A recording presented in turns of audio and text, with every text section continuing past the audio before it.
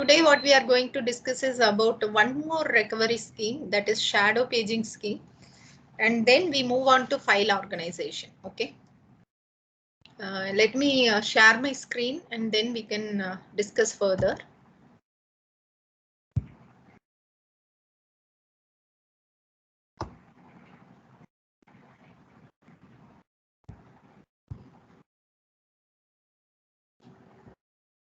Yeah.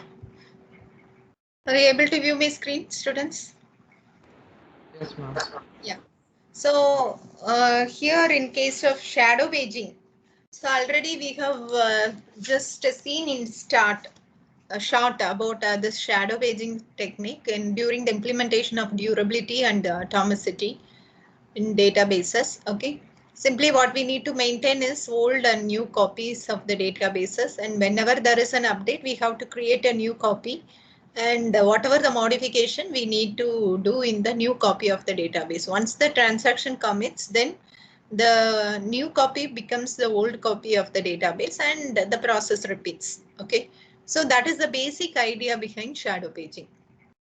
And this is very costlier than log-based recovery scheme because for each and every updation, we need to do many operations like we need to update the entire database and all those things. Okay, but here what we are going to see here is a simple modification of the shadow databases, rather shadow paging schemes. Okay, so we are going to maintain two page tables, okay, during the lifetime of a transaction. That is the current page table and the shadow page table. Okay, so we know the page table and how information is divided into pages. Sorry, the space, the storage area is divided into pages, and the page table for finding the ith page. Okay, in the corresponding area, we'll be able to get the block directly by means of page table. Okay, that those concepts already I think you have just studied in the operating system. So it will maintain two page tables. Okay, rather than having one single page table, we have two page tables in this shadow paging technique. So that is the basic idea, and we need to maintain the shadow page table in a non-volatile storage. So first of all, what we are going to do is we are going to divide the database, okay, into some number of fixed length blocks, okay, referred as pages. Okay, pages are fixed length blocks, and it is numbered from 1 to n. Okay, so yeah, so what we are going to do is this is the database, then we are going to divide into many number of pages. Okay, fixed number of blocks, and these pages do not need to be stored in particular order in the disk. Okay, some order we no need to maintain in the regarding the pages what we have divided. Okay, but there should be a way for finding the ith page of the database, okay, given some value of I. Okay, so for that only the page tables are useful. Page table will also have some n entries, okay, one for each database page. So the each entry contains a pointer to a page on the disk. Okay, so it will contain a pointer to the page on the disk, so that we'll be able to retrieve the corresponding page in an effective way. Okay, so this is the concept behind the page tables, and the key idea behind this shadow paging technique is we are going to maintain two page tables like this. So the database is divided into pages, okay, and we have not only one page table to access the pages in the database, rather we go for one more table, okay, one more page table, and these are called as current page table and shadow page table respectively. Okay, so this will also point to the same page only. This will also point to the same page table, same page only. Okay, so this is what we do with respect to shadow paging technique. And regarding the advantages, of shadow paging, it requires only few disk accesses compared to log-based scheme, because we know whatever the updates that are carried out in the database that need to be updated in the logs, and it need to be moved on to the stable storage, as we discussed in the last class about the log-based recovery scheme. So we need to access the log record, and as well we need to access the databases. So this will be very much complicated, that is it requires more disk accesses. Okay, so that is the disadvantage of log based recovery. Compared to that, the shadow paging just exhibits only lower disk accesses, but the thing is, if you are going for multiple transactions that are executing concurrently, the shadow paging technique cannot work well. Okay, so that is what the disadvantage of shadow paging. And to start with, what we will have is both current and page table, current and shadow page table will point to the same data page. Okay, so here that is both are identical, and here only the current page table will be used for data item accesses during the execution of the transaction. Okay, so now here any kind of updates, okay, during the execution of transaction, that will be done in the current page table only. Okay, so if you want to write any page, so then what it will be done here is, okay, this is about the sample page table. Yeah, it will look like the pages on disk, and the page table will point to the pages. Okay, it also will have some number of entries, n number of entries as the in the pages on disk. Okay, so this was the shadow and the current page table. If you want to write to page 4, okay, if you want to write to page 4, then what it will do is, okay, the current page table will just locate here one free area, unused space. Okay, if some transaction need to perform the write operation, then what it will, that resides on some ith page. Here it is 4th page. Then how it is executed is, if the ith page is not already in the memory, then we need to issue input of bx. Okay, that is this block.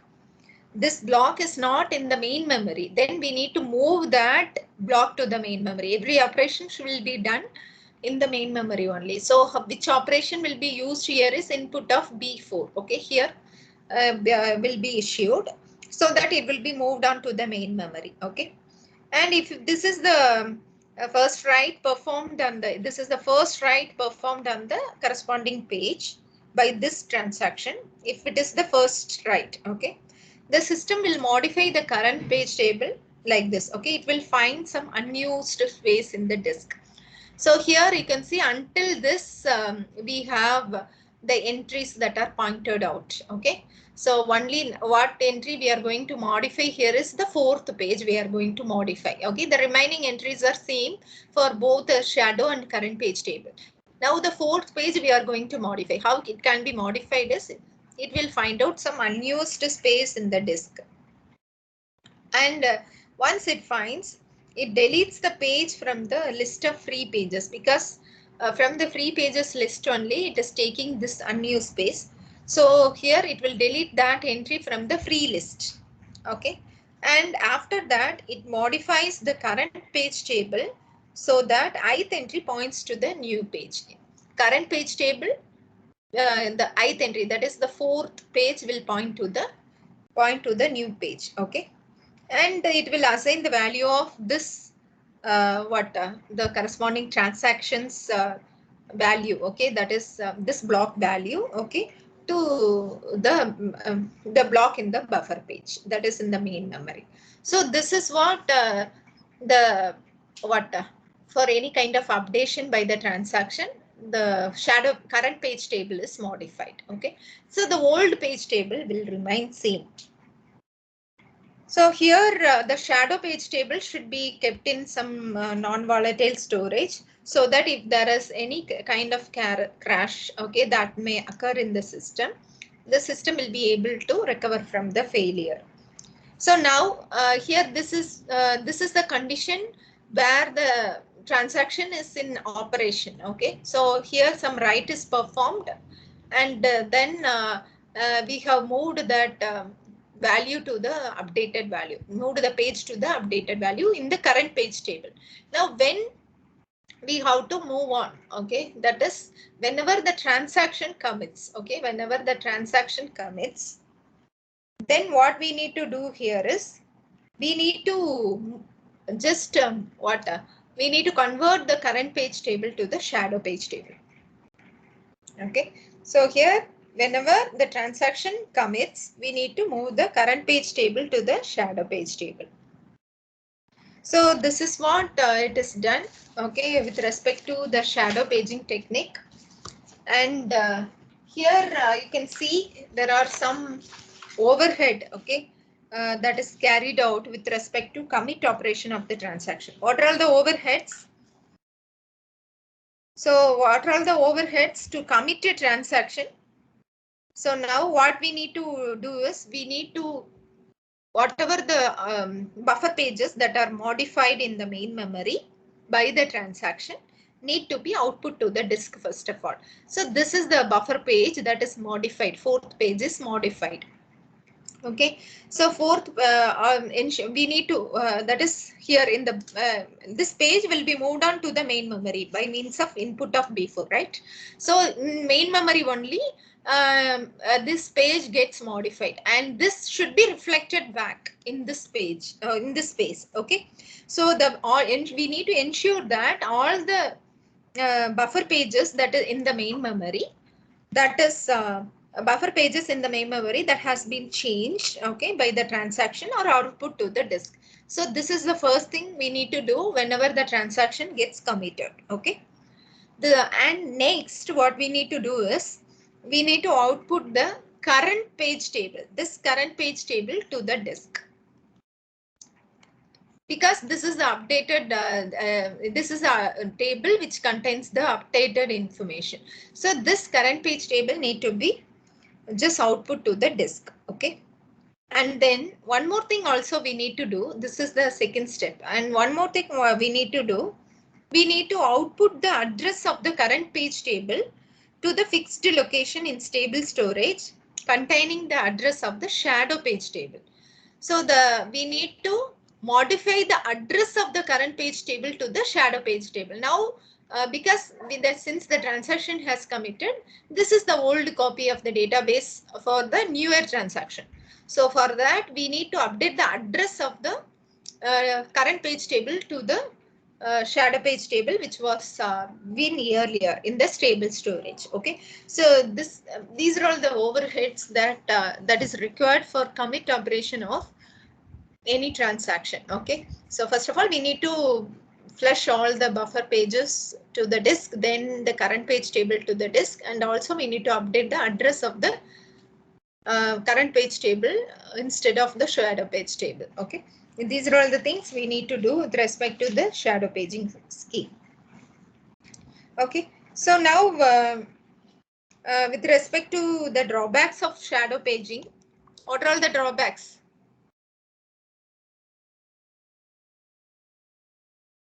Large, like there is a lot of overhead if we carry out concurrent transactions. Yeah. So here there is commit overhead is more. Okay. So for a commit of a single transaction requires multiple blocks to be output. Like the actual data blocks need to be written to disk, the current page table, and the disk address of the current page table. All the things that need to be done. So this is one disadvantage, and the second disadvantage is the data fragmentation. Okay, so here data fragmentation is the so you can see for each and every updation an unused space is just seen, and then we are just updating the value. So the locality property is diminished, okay, by means of this shadow paging technique. So the data will get fragmented. Okay, related pages get separated on the disk. So that is what the second disadvantage. And the third disadvantage we can say the garbage collections. Okay, so there is more garbages. Okay, like the shadow page table itself is a garbage. Okay, and then here, yeah, any kind of, yeah, the database, that is the database containing the old version of the data. So you can see here the old version of the data will be having here itself, right? So this version of the data will be no longer used. So that also should be treated as a garbage. Okay. So this is what the disadvantage of shadow paging technique. But the advantage, if we see, so no need to write the log records, because for each and every transaction we need to write the log record and we need to move on to the stable storage. Okay, that is needed, but there is no overhead of writing the log records. Okay, and the recovery is trivial because we need to consider only the two tables, old and current and the shadow page table. If the transaction commits, we have to see the current page table. Otherwise, we need to see the shadow page table. So the recovery is very easy. Okay, but the thing is, there's another disadvantage, most disadvantage using the shadow paging is we cannot extend the algorithm for multiple transactions that are running concurrently. Okay, so that cannot be done by means of shadow paging because it will not yield a good result. But it is easier to extend the log-based scheme. Okay, as we have discussed with respect to the checkpointing mechanism, it is easier to extend to allow concurrent transactions. Okay, so these are all the various, yeah, these are all the pros and cons of the shadow paging technique. Okay, and yeah, so now, yeah. Yeah, these are about the recovery mechanisms. Okay, recovery mechanism, both log based and shadow paging we have discussed. Okay, now what we can see is about the file organization. Until this, your fourth unit is over. So we can see file organization, that is on fifth unit. Okay.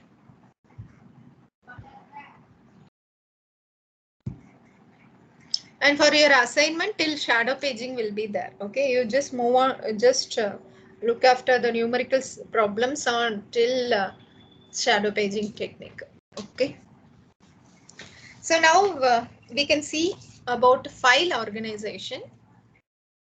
So we know the database is a collection of files, and file is a sequence of records, and the record is a sequence of fields. So this is what we have the hierarchy with respect to the database. So with respect to the file organization, so there is one approach, okay, how the records will look like. Okay, initially we can see how the records will look like, and after that we can see how the records can be placed, okay, in various ways, okay, in the different types of organization.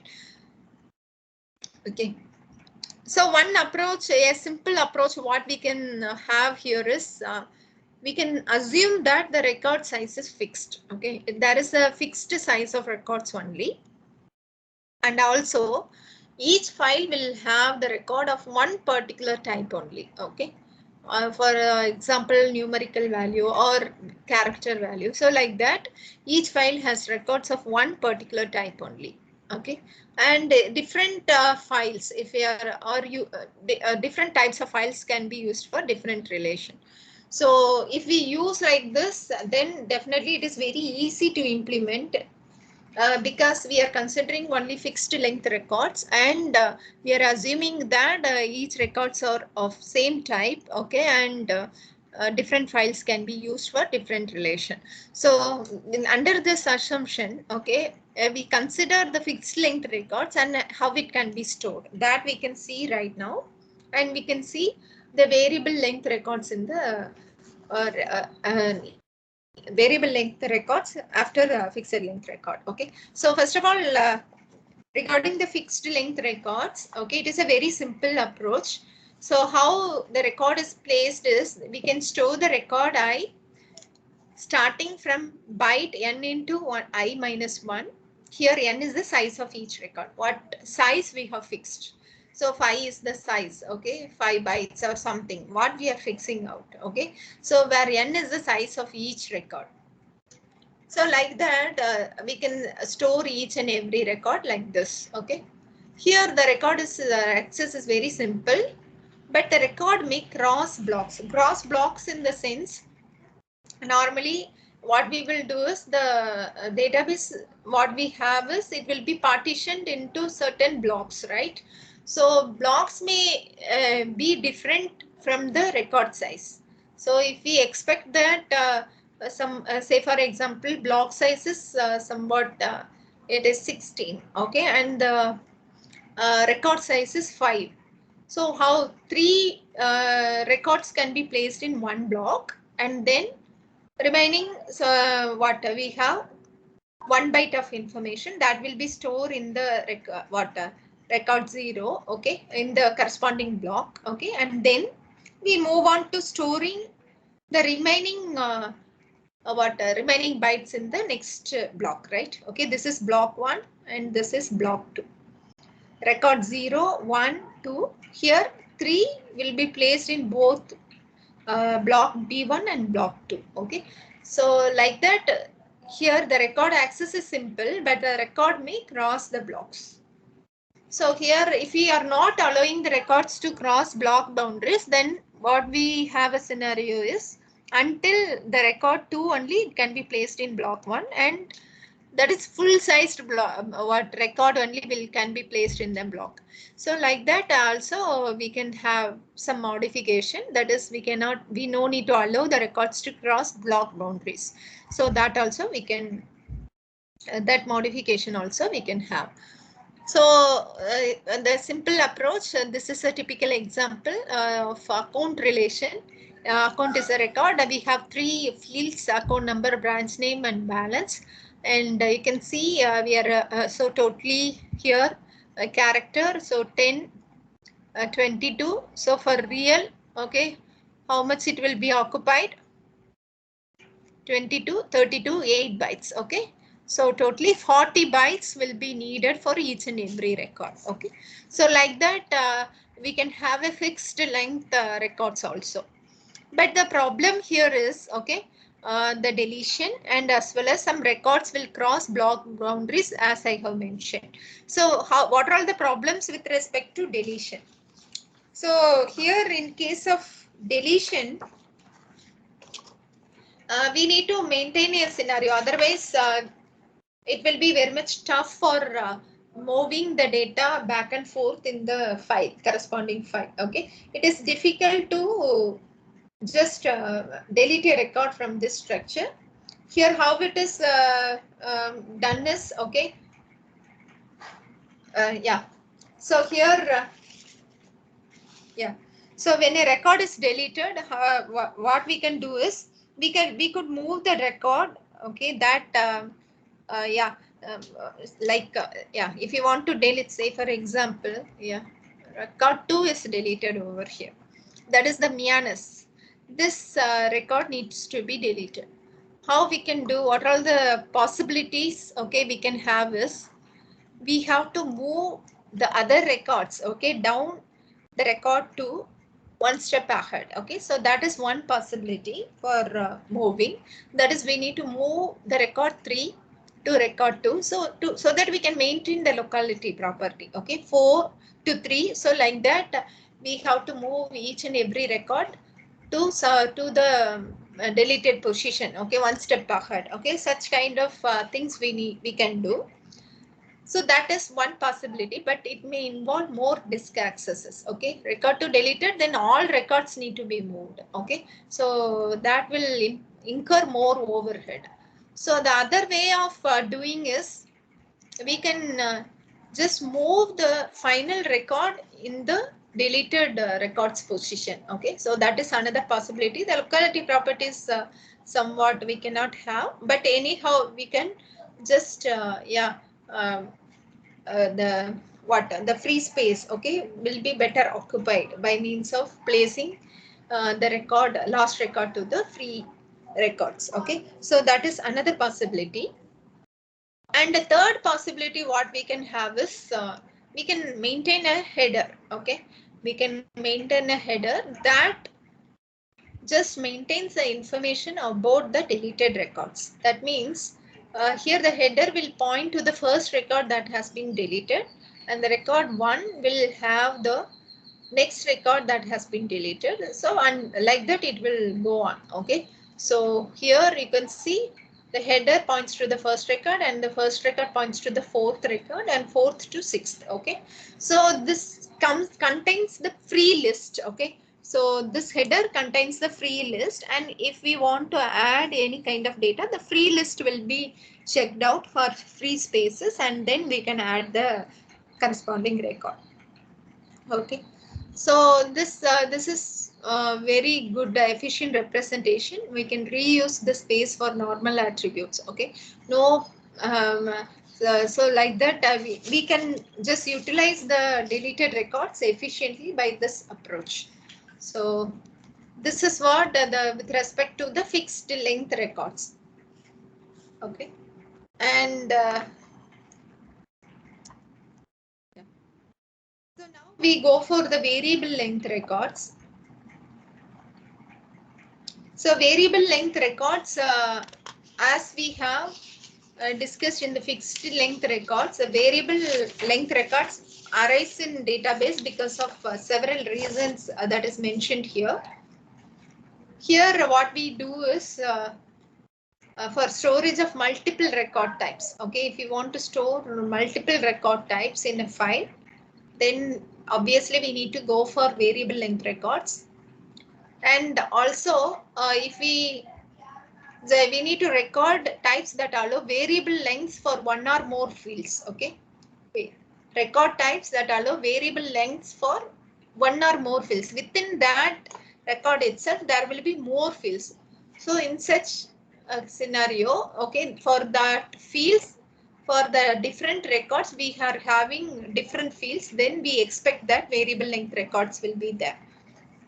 And if there are some repeating fields, okay, repeating fields in the record type, then variable length record we can expect. Okay, for these cases, the variable length records will arise. So for example, yeah, in this example you can see we are just having in the account list. Okay, account list, we have the branch name as well, we have the account information. Okay, so here for each branch, what are all the accounts that are maintained? Okay, if it is the file, then the branch name, and as well what are all the accounts that are maintained, that will be denoted in an array following the account number and the balance of each account number. So you can see for each branch, okay, the number of accounts may vary. In one branch we can have 5 accounts, and one branch we can have 1000 accounts. Okay, so based on that it will vary. So we go for variable length records in this scenario. Okay, so here how this variable length records can be represented. So we need to know where the actual record ends. Okay, in the fixed length records there is no such information is needed, because all the records are having a fixed size. Okay, we know 40 bytes we will have for each and every record. Okay, so there is no no need of this end of record marker. Okay, at the end of each record. But in this case, variable length record, we don't know how many records will be there in each and every file. Okay, so how many fields or how many records will be there. So normally we go for end of record to end each record. When the record will end, that information will not be known until otherwise we have the end of record symbol. Okay, and then there is some difficulty with the deletion also, with difficulty with growth also. So first of all, the byte string representation. Okay, the variable length records can be represented in some 3 ways. Okay, 2 ways. Okay, either the variable length records can be represented through the variable length information itself. Okay, otherwise we can go for representing the variable length records using fixed length representation. So if we go for the variable length record as such representing, then we prefer byte string representation. Okay, so in the byte string representation, what we have is, you can see here for the Perry-Ridge branch we have only 3 accounts. Okay, and the balance are represented here, and we are representing with the end of marker. Okay, end of symbol. So otherwise we end of record symbol, otherwise we cannot know, okay, when actually the record ends. Okay, for each and every records we are having the end of record symbol. So this way we can represent in the byte string representation, but there is a difficulty with the deletion here. Okay, you can see if you want to delete something, then or else we want to add something, difficulty if you want to insert some values, so then there will be some difficulty. Okay, so for that only we go for slotted page structure, which is a modification of the byte string representation. So in the slotted page structure we have the block header, and there are number of entries, and here the free space start, and here only the actual records will be stored, and there will be one pointer which points to the end of free space. Okay, this is what we have. And in the block header we have the number of entries, number of number of record entries. What it will have is, it will have the pointer to the actual block. Okay, so pointer to the actual block, you can see. Okay, this points to this block, this record. Okay, so like that we have the information in the block header. Block header, number of record entries, end of free space in the block, as well as location and size of each record. That will be mentioned in the header information. In this header information, if 4 entries are there, then the number of record entries will be 4, and location and size of each record. Okay, what is the size of each record and the location. Location will be just handled by the pointer. So 1, 2, 3, 4. So for those records, what are all the pointers that can those records will be pointed out by the pointers. Okay, so this is what the header information we have, and then we have the end of space free space marker also. So if you want to add any data, if we want to add any variable length data, what we need to do is we need to update the number of entries, and we need to, what we need to create here is, and we have the end of free space marker, right? So from this pointer we'll be able to get the end of free space. What it will be done is, okay, whatever the size of the variable length record, for example it is 30 bytes. Okay, so that will be just that will be assigned. Okay, that will be assigned from the end of the free space. Okay, for the record. So 30 bytes will be assigned from the end of the free space, and we need to update the end of free space pointer in the header also. Okay, which points to this position now. Okay, after subtracting 30 bytes of information, what is the new pointer value that need to be get updated in the header information. And one more entry, since we have 5 entries, we need to include the size and location of the 5th record also. So the size is nothing but the 30 bytes, and the location will be pointed out by the pointer. Okay, so this is what the slotted page structure will look like, and it is used for efficient insertion and deletion of records, of variable length records. Okay, so this is what the slotted page structure will work. Okay, so this is some modification with respect to the byte string representation, that is the end of marker. Now the variable length records can also be represented through fixed length representation. This is another way to just store the variable length records. In the fixed length representation, we have two types, two approaches we can say, like the reserve space and the pointers. Okay, so in the reserve space, we need to reserve space for the maximum size of the record. Okay, that will take place in the file. Okay, for example, in this perireg will is having the maximum size, right? So if it has 50 bytes of information, okay, so this 50 bytes of information will be the maximum size, okay, for the reserve space, and the other records will be placed with some end of symbol marker. Okay, end of record symbol, because only one what record is here for Brown Hill, the remaining data will be marked as end of record symbol. Similarly for the other cases. Okay, so like that, the variable length records can be represented through reserved space. Some space is reserved for all the variable length records. Okay, so that is reserved space. But the disadvantage, as you here see, so there is more wastage of space. Okay, rather we can go for another method, that is the pointer method. So pointer method, what it will do is it will point to the blocks. Okay, point to the blocks. For example, peri-ridge means here we are not using, so peri-ridge means what we are, the other blocks, okay, that is chained together. Okay, it is chained together like this, okay, using a pointer. For and the downtown, it is pointed together like this. Okay, so like that, each and every record is pointed together so that the variable length records can be just placed at anywhere. There is no fixed length or byte string representation. Okay, and but the another disadvantage what we can see over here is this space is wasted. Okay, this space is wasted in the pointer method. So rather we can go for anchor block and over block scenario.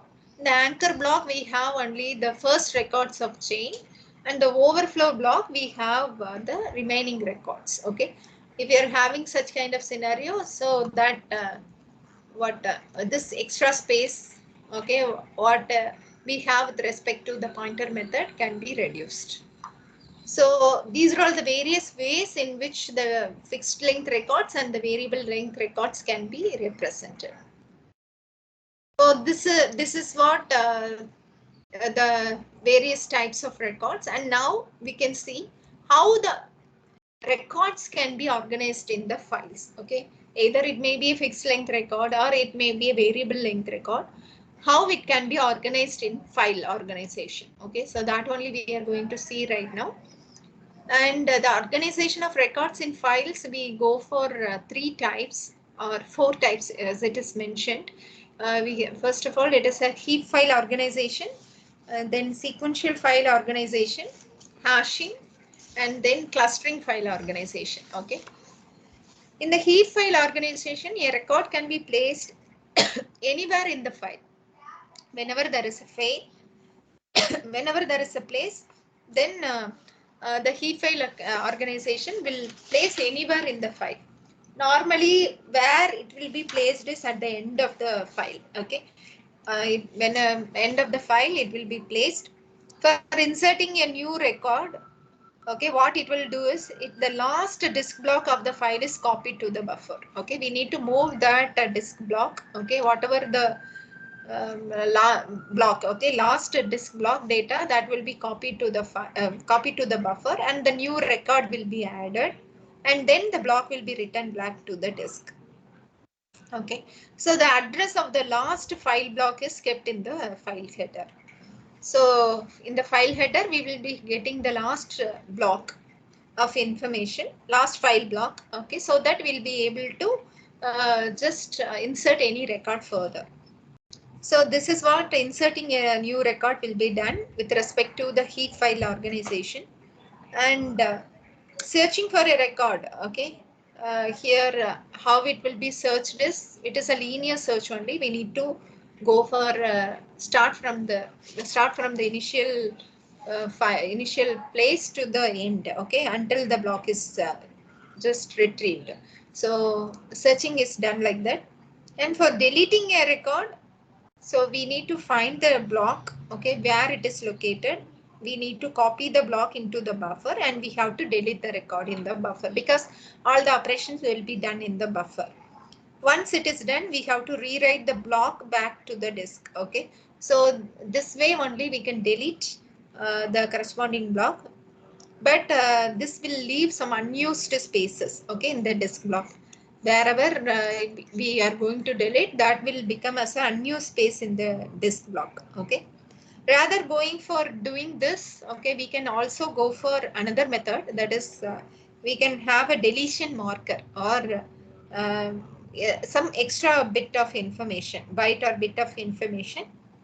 That is the deletion marker. Okay, if a record is deleted, then the deletion marker will have a certain value and different value for a valid record, like we are deleted, so some kind of, okay, whether it is deleted or whether it is valid. Okay, and if we want to search any records, then search program will see only the valid record, not the deleted ones. Okay, so this is what the another method we can use for deletion.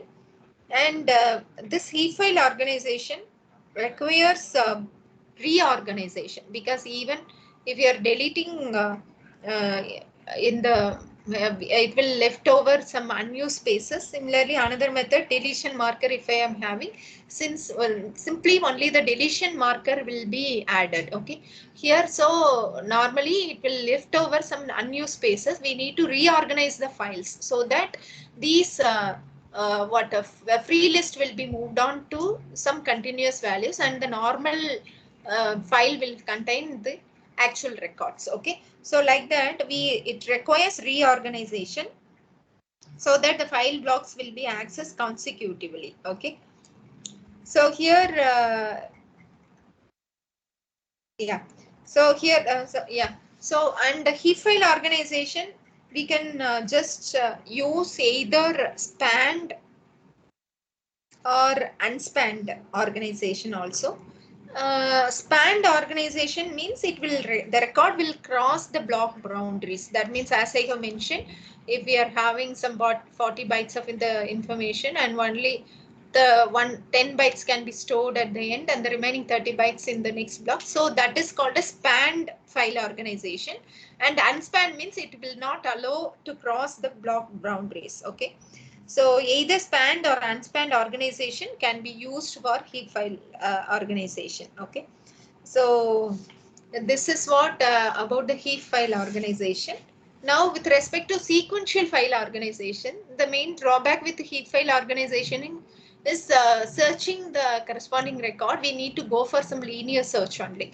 In the sequential file organization, we have the records in some sequential order. Okay, in the file or order by a search key. For example, you can see it is this file is ordered with respect to branch name acting as the search key, which is indicated in the alphabetical order. Okay, you can see over here. Using this, the searching time will be reduced. Okay, so this is what the sequential file organization will look like. That is, the records in the file will be ordered by some search key value. Okay, and then the deletion, how it can be done. Deletion is somewhat difficult only. Uh, Deletion we can deletion we can do simply, but insertion, what we need to do is we need to locate the position in which the record should be inserted, like this. Okay, if you want to insert north down, we have to insert after Mianas and before Pereridge. So what it will be done is, there is free space, then we can insert. Okay, in the block itself, if we are having some free space, we can insert there, and there is no free space means we need to go for some overflow block. So in either case, we need to update the block chain. And this, if we are going for overflow block, then periodically we have to reorganize the file, because we need to maintain the sequential order in the disk also. Okay, so reorganization means whatever the data that will be in the consecutive order. So such kind of reorganization is needed in the sequential file organization too. And hash file organization. Okay, the third is hash file organization. So here what it will be done is, for a particular search key, okay, we will compute some hash function.